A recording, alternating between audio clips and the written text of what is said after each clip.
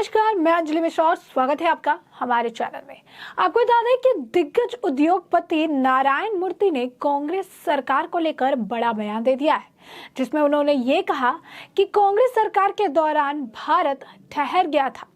तो ऐसे में आप देख सकते हैं कि मोदी विरोधी जो लोग हैं, जो पार्टियां हैं, उनके लिए ये एक बड़ा सबक है, क्योंकि उन्होंने सच्चाई बताई है कि किस तरीके से आज के भारत में और कल के भारत में क्या कुछ फर्क था। पहले का भारत क्या था, कांग्रेस के समय का भारत और अब मोदी के समय का भारत कैसा है, क्या कुछ कहा है नारायण मूर्ति जी ने। आइए इसके बारे में हम विस्तार से बात कर लेते हैं।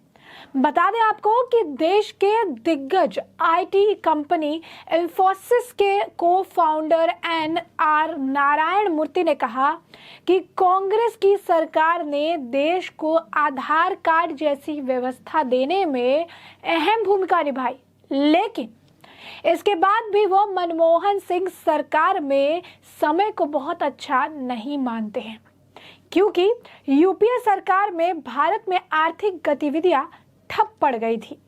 इंफोसिस के को फाउंडर आईआईएम अहमदाबाद के छात्रों से बात कर रहे थे। उन्होंने कहा कि यूपीए सरकार के वक्त जब मनमोहन सिंह प्रधानमंत्री थे, भारत में आर्थिक गतिविधियां ठहर गई थी। उस दौरान देश में निर्णय नहीं लिए जा रहे थे, दुनिया में भारत की कोई खास पूछ नहीं थी। इसके उलट आज दुनिया में भारत का बेहद सम्मान है, जो दुनिया की 5वीं सबसे बड़ी अर्थव्यवस्था बन गया है।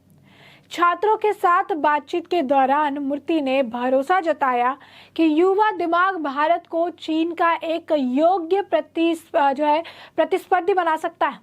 उन्होंने एक सवाल के जवाब में कहा कि मैं लंदन में 2008 से 2021 के बीच HSBC के बोर्ड में था। पहले कुछ वर्षों में जब बोर्डरूम बैठकों के दौरान में चीन का 2 से 3 बार उल्लेख किया गया, तो भारत का नाम एक बार आता था। मूर्ति ने छात्रों से कहा, जब मैं तुम्हारी उम्र का था तो बहुत ज्यादा जिम्मेदारी मेरे पर नहीं थी, क्योंकि ना मुझसे और ना भारत से बहुत ज्यादा उम्मीदें थी। आज आपसे देश को आगे ले जाने की उम्मीदें हैं। चीन अर्थव्यवस्था भारत से 6 गुना बड़ी है। चीन ने भारत को 44 सालों में बहुत बड़े अंतर से पीछे छोड़ दिया है। चीन की तरक्की अविश्वसनीय है। मेरे हिसाब से आप लोग भारत को चीन का सही प्रतिद्वंदी बना सकते हैं। मूर्ति ने आगे कहा, लेकिन दुर्भाग्य से मुझे नहीं पता कि बाद में भारत के साथ क्या हुआ।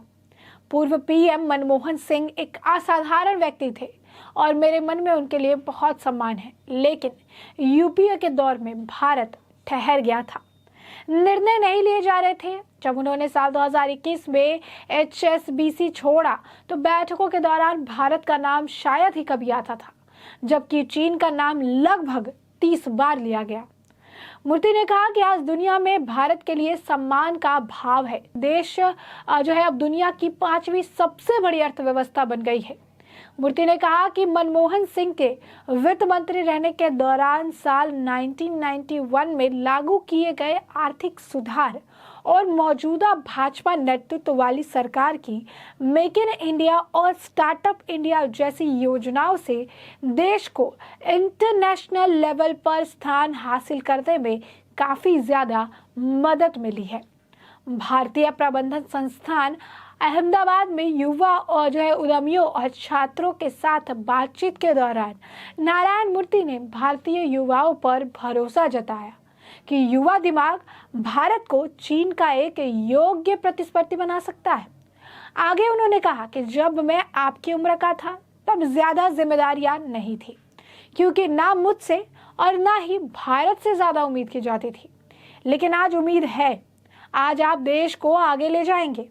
मुझे लगता है कि आप लोग भारत को चीन के समक्ष उसे टक्कर देने वाला एक योग्य प्रतियोगी बना सकते हैं, और इसके लिए आपको और भी ज़्यादा मेहनत करने की ज़रूरत। तो ऐसे में आप देख सकते हैं नारायण मूर्ति का ये बड़ा बयान है कि कांग्रेस के समय जो अर्थव्यवस्था थी वो ठहर सी गई थी, और ये कहना कि फैसले नहीं लिए जाते थे या नहीं ले पाते थे, इसे लेकर ये आपको बता दें कि कई बार इस कॉन्टेस्ट में कहा जाता था कि भले ही प्रधानमंत्री मनमोहन सिंह हो, लेकिन उनको पीछे से ऑपरेट कोई और करता था। हमेशा ये कहा जाता था कि मनमोहन सिंह प्रधानमंत्री है तो, लेकिन जो फैसले जो है वो सोनिया गांधी लेती हैं। जो उस वक्त कहा जाता था कि मनमोहन सिंह प्रधानमंत्री है तो, लेकिन उनके जो काम है, उनके जो सुविधाएं हैं का इस्तेमाल सोनिया गांधी ही करती थी। और इसमें एक कॉन्टेक्स्ट में आप ये देख सकते हैं कि प्रधानमंत्री की सुरक्षा में लाई गई गाड़ियों का इस्तेमाल सोनिया गांधी किया करती थी। तो साफ तौर पर मनमोहन सिंह को लेकर जो है शुरुआत से ये चीज़ें रही है कि इस फैसले जो है मनमोहन सिंह ने कभी खुद से नहीं लिए हैं। फैसले जो है सोनिया गांधी लिया करती थी और फ्रंट पर मनमोहन सिंह को आगे कर दिया जाता था। और यही कारण है कि मनमोहन सिंह का व्यक्तित्व बहुत ही एक बेहतरीन, एक उम्दा व्यक्ति का व्यक्तित्व था, काफ़ी शांत स्वभाव के व्यक्ति हैं। लेकिन इसके बावजूद आपको बता दें कि कई सारे फैसले ना ले पाने के पीछे जो है आज भी लोग सोनिया गांधी को कह सकते हैं कि एक जिम्मेदार मानते हैं। और इनके बयान से भी यह बात स्पष्ट हो गई है, जैसा कि उन्होंने कहा कि यूपीए सरकार के दौरान सारी चीज़ें जो है ठहर गई थी। आधार कार्ड जैसा मॉडल तो दिया, लेकिन भारत आगे नहीं बढ़ पाया। पता नहीं क्या हुआ, लेकिन ग्रोथ रुक गई। जिस भारत की चर्चा तक नहीं होती थी, चीन की 30 बार नाम लिए जाते थे, तो भारत का एक बार भी नाम नहीं आता था, या कभी एक बार नाम ले भी लिया जाता था। आज वही भारत दुनिया की 5वीं सबसे बड़ी अर्थव्यवस्था बन चुका है। भारत को लोग अब सम्मान से देखते हैं, भारत के नाम को जानते हैं, भारत के प्रधानमंत्री को जानते हैं।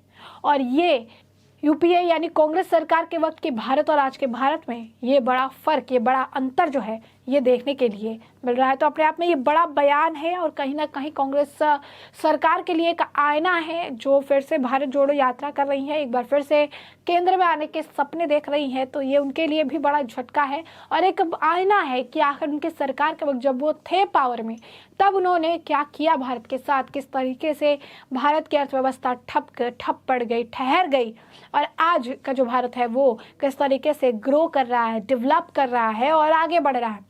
तो साफ तौर पर ये एक आईना था पिछली कांग्रेस सरकार के लिए। और ये काफ़ी आप कह सकते हैं बड़े और स्ट्रॉन्ग बयान जो है नारायण मूर्ति की तरफ से दिए गए हैं। तो ऐसे में हमने आपको जो पूरा मामला है वो बड़े विस्तार से बताया है कि ये पूरा मामला क्या था, किस तरीके से इन्फोसिस के जो फाउंडर है वो नारायण मूर्ति क्या कुछ कह रहे हैं, यूपीए सरकार और अभी की सरकार में किस तरीके से काम हुई है, किस तरीके से डिफरेंसेस आया है, अपॉर्चुनिटीज़ जो है बढ़ी है, किस तरीके से पहले ज़्यादा रिस्पॉन्सिबिलिटीज़ नहीं थी युवाओं पर, लेकिन आज के वक्त में युवा के कंधों पर भी भारत को आगे ले जाने की रिस्पॉन्सिबिलिटी है।